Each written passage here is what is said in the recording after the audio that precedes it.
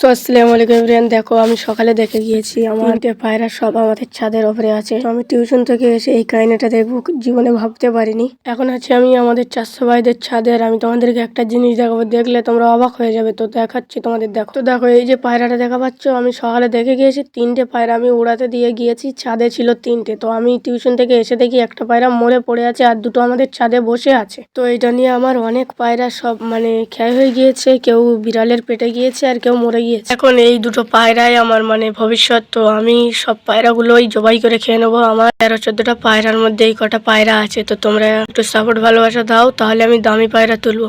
আর guys দেখো, তোমাদের আমি আর কি বলবো, কারণ তোমাদের তো এটা দোষ নাই। শুধু তোমাদের একটাই কথা বলবো যে একটু আমাকে সাপোর্ট ভালোবাসা দাও। আমার ইউটিউবের জার্নি আজ 2.5 বছর হতে যাচ্ছে।